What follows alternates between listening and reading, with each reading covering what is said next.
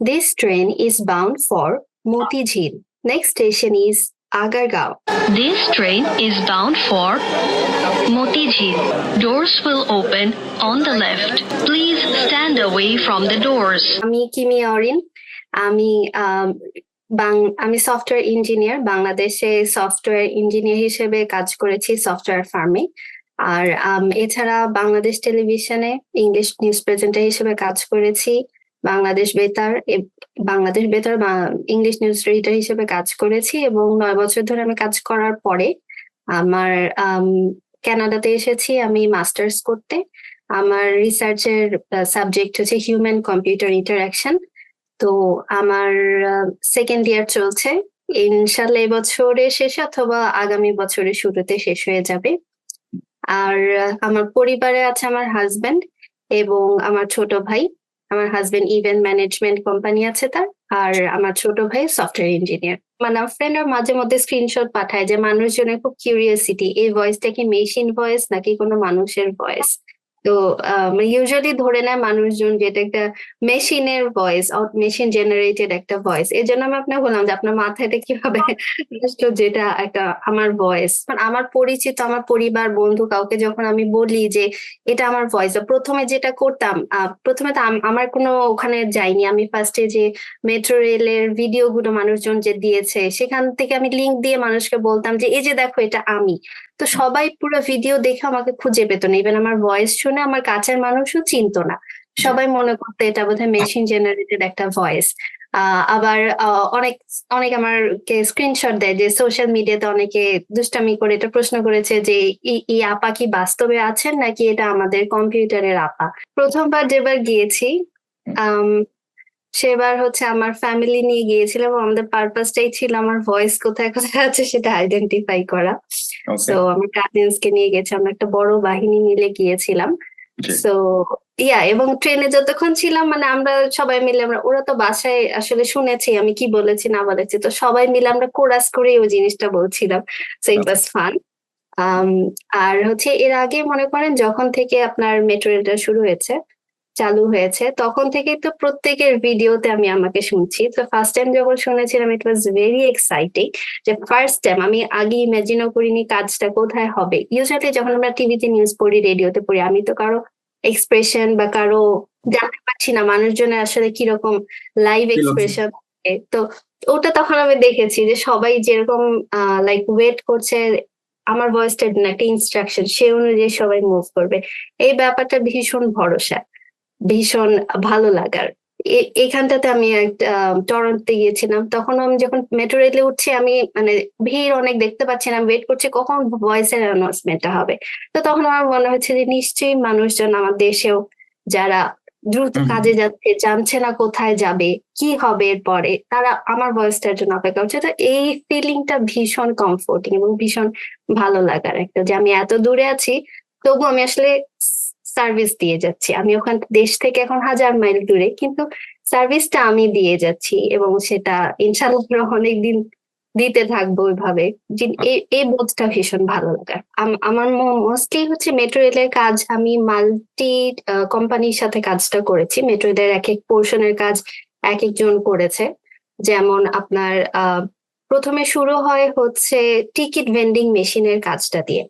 Ticket vending machine যেখানে আপনারা আর কি টিকিটের জন্য যান। তো এই কাজটা প্রথমে হচ্ছে একদিন আমাদের বিটিভির একজন রিপোর্টার উনি কল দিয়ে বললেন যে আমরা কয়েকজনের সিভি নিয়েছি, আপনার সিভিটা আপনি দেন, আমরা দিয়ে আমরা হচ্ছে আর কি এই কাজের জন্য আপনাকে পাঠাতে পারি। সো আমি বলছি আচ্ছা ঠিক আছে দেন, সাথে আমার কাজের স্যাম্পল হিসেবে আমার ইউটিউব থেকে ভিডিও নিয়েছেন, এভাবে করে দিয়েছেন। তো তারপর ওনাদের সিলেকশন এন্ড সবকিছুর পরে ওনারা আমাকে জানান যে ঠিক আছে আপনাকে এই ভয়েসটা দিতে হবে। তখন এটা কোভিড এর সময় শুরু হয়, কোভিড এর মাঝে। তখন আমরা সবাই যে মাস্ক এবং সবকিছু ব্যবস্থা আমরা স্টুডিওতে গেলাম, তখন কাজ করলাম, দিয়ে আসলাম। তখন ছিল একজন জাপানিজ লোকের সাথে, তখন ওনাদের সাথে প্রথম পরিচয় হলো, উনি এসেছিলেন রেকর্ডিং এর সময়। তো কাজ করে আসলাম। এরপর অনেকটা দিন, অনেক মাস চলে গেল। এরপর আবার একজন মেট্রো রেল থেকে ফোন দিলেন, মেট্রো রেল ওখান থেকে ওনারা হচ্ছে, উনি ছিলেন ইন্ডিয়ান একজন ভদ্রলোক।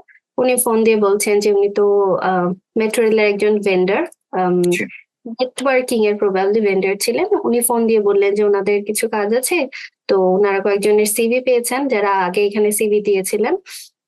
তো সেখান থেকে ওনারা আমার সাথে কাজ করতে ইন্টারেস্টেড। তো আমি বললাম ঠিক আছে, এখন আমাকে কি করতে হবে? তো উনি বললেন যে আপনি যেটা করতে পারেন, আপনার কিছু স্যাম্পল দিতে পারেন।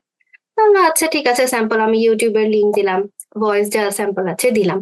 তো এই এই ওনাদের কাজটা মোস্টলি হচ্ছে আপনার প্ল্যাটফর্মে যে ভয়েসটা আপনারা শুনতে পারেন ওটার কাজ, এবং এটা সব থেকে আমার এফোর্ট দিতে হয়েছে এই কাজের পিছনে, সব থেকে বেশি পরীক্ষা দিতে হয়েছে আমার এই কাজের জন্য, এবং সব থেকে লেংদি একটা সময় ছিল, এবং এই কাজের জন্য অবশ্যই এক্সপিরিয়েন্সটা অনেক ইন্টারেস্টিং ছিল, অনেক মানুষের সাথে পরিচয় হয়েছে। তারপর আমি যেটা পারলাম সেটা দিলাম, এবং মানে ইন্টারেস্টিং ছিল ওনাদের প্রেশারটা আমার উপর যখন দিতেন, যে আমার মনে আছে তখন রোজার মাস, মানে ফার্স্টে ছিল শুধু ভয়েস, তারপর ছিল ইনস্ট্রাকশনের প্যাটার্ন, তারপর ছিল হচ্ছে তাদের পার্টিকুলার একটা মডেলের সাথে আমার ম্যাচ করাতে হবে, যেটা তখন আসলে অনেস্টলি কাজটা কোথায় যাচ্ছে কি হচ্ছে এই জিনিসটা সম্পর্কে আমি ওরকম ভাবার স্কোপ পাইনি। এত পরীক্ষা দিচ্ছি, প্রতি সপ্তাহে আমি ভয়েস দিয়ে যাচ্ছি, এরকম একটা ব্যাপার ছিল। তো তারপরে গেলাম, আমার ভয়েসটা দিলাম ওনাদেরকে ইনস্ট্রাকশন অনুযায়ী। তখন এরপরে হচ্ছে ওনারা প্রবাবলি বাংলাদেশি টিমের সাথে মিটিং করেছেন, এবং তখন ওনারা বলেছেন যে জিনিসটা এত হার্শ কেন, আমরা তো বাঙালিরা আরো একটু সফট ভাবে কথা বলি, থিংস লাইক দ্যাট। আবার সেটা চেঞ্জ হলো রিকোয়ারমেন্ট, এরকম ভাবে জিনিসটা স্ট্রেচ হতে হতে হতে হতে অনেক দিন পার হলে এরপর ওনারা বললেন যে ঠিক আছে, সব ঠিক আছে, আপনি এখন রেকর্ডিং করেন, অল্প কিছু আছে, আপনাকে আমি শেয়ার দেবো, আপনি আসেন আমাদের সাথে বসে সেট করেন যে কতক্ষণ লাগবে করতে। তখন খুব রাশ, তখন এর মধ্যেই শেষ করতে হবে, 2 দিন 3 দিনের মধ্যে, খুবই অবস্থা। তখন আমার ওই যে বলছি আমি তো জব করতাম, আমি শুধু শনি এবং রবিবারে অফ থাকতো, সেই অনুযায়ী রবিবারে আমরা টাইম সেট করলাম যে সন্ধ্যা থেকে শুরু করব, যতক্ষণ হয় হোক। তো সন্ধ্যা থেকে আমরা রেকর্ডিং শুরু করলাম রাত 11টা পর্যন্ত, ওটা বোধহয় সেকেন্ড ডে ছিল, রাত 11টা পর্যন্ত করে লাইক আর আমার আওয়াজ বের হচ্ছে না। মনে আছে যে স্টুডিও থেকে সমানে চা পাঠাচ্ছে, সমানে এই সেই বলছে যে আরেকটু করেন, এটা শেষ করা লাগবে, আজকে শেষ করতে হবে, এই সে, তারপর কোনো মতো এটা শেষ হলো। এই তো, এটা গেল হচ্ছে প্ল্যাটফর্মের কাজ। এরপর টুকটাক মডিফিকেশন হয়েছে, দ্যাটস ডিফারেন্ট, বাট হচ্ছে এটা হচ্ছে প্ল্যাটফর্মের কাজ ছিল। এর পরের কাজটা এসেছে হচ্ছে আপনার ট্রেনের জন্য ভয়েস।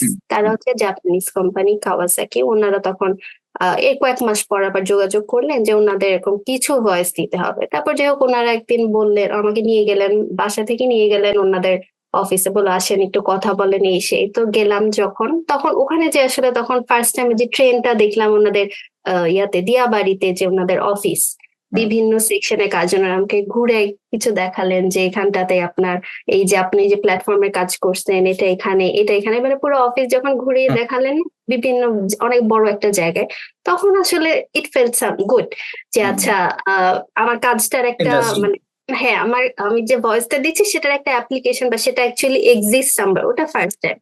এটা তো গত বছরের শেষের, সরি 22-এর শেষের দিকে অলমোস্ট এরকম তখনের কথা। তখন ও জিনিসটা ভালো লাগলো, প্লাস ওনারা অনেক রেসপেক্ট দিয়েছিলেন, এবং ওনাদের বলছিলেন যে এখানে ফুল এরিয়াতে কোনো মেয়ে নাই, স্টিল যে তারা আমার আনকমফোর্টেবল লাগে নাই, তাদের behaviour was very nice, very comfortable একটা এনভায়রনমেন্ট ছিল। তো তারপর তাদের সাথে কথা বললাম, বললাম আচ্ছা ঠিক আছে আমি করবো। দেন ও তো এরপরে ওনাদের ট্রেনের ভয়েসের কাজটা করেছিলাম।